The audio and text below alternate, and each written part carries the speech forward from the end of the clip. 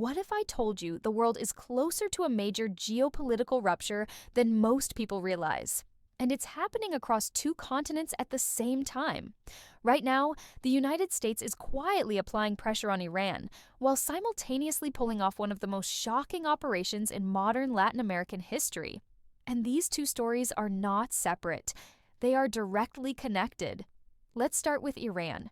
Following what's now being called the 12-day war between Israel and Iran, the Islamic Republic is facing its most serious internal crisis in decades.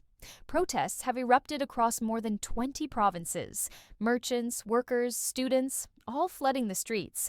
And one location matters more than all the others: Tehran's Grand Bazaar. This is the same marketplace where the revolution against the Shah began.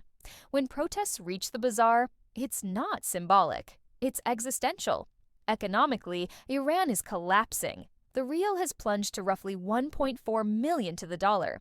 The government is handing out aid that barely amounts to $7 per person, desperately trying to keep the population calm. But it's not working. Inflation is out of control. Trust in the regime is evaporating.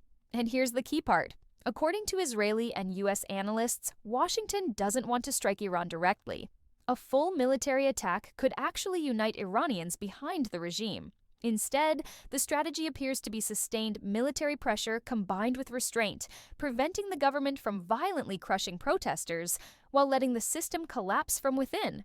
No invasion, no occupation, no Iraq-style vacuum, just internal implosion. Now let's move to Venezuela, because this is where everything connects. In an operation that stunned the world, U.S. Special Forces captured Venezuelan President Nicolas Maduro and flew him to the United States to face charges. The mission was fast, surgical, and devastatingly effective. There were 0 American casualties. Venezuelan losses were limited but decisive, many tied to Cuban security units protecting the regime. But the real shock wasn't the military precision. It was the betrayal. The reason this operation worked so cleanly is because there was a high-level spy inside the Venezuelan presidential palace, Vice President Delcy Rodriguez. According to multiple intelligence accounts, Rodriguez was recruited through diplomatic back channels in Qatar. Doha, which maintains relationships with U.S. adversaries, served as the perfect meeting ground. Under the cover of oil and energy talks, Rodriguez met with U.S. intelligence officials multiple times to finalize the deal. The bargain was simple: hand over Maduro, avoid civil war, keep the oil flowing. After Maduro's capture, Rodriguez was sworn in as interim president with U.S. backing. Stability was prioritized, chaos was avoided. Venezuela flipped overnight. Now, here's why Iran is panicking. For years, Iran had invested massive resources into Venezuela, an estimated $170 billion.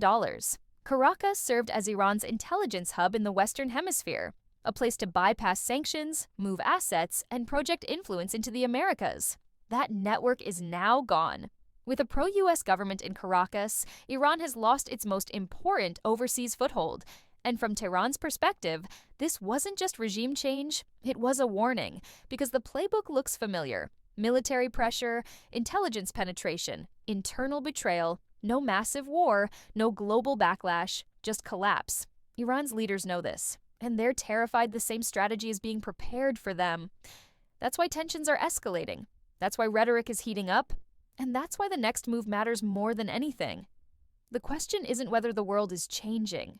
The question is whether this strategy prevents war or quietly sets the stage for something far worse. If you want deeper analysis like this, subscribe to the channel and let me know in the comments. Do you think this ends in stability or chaos? Because history is moving fast, and most people aren't paying attention.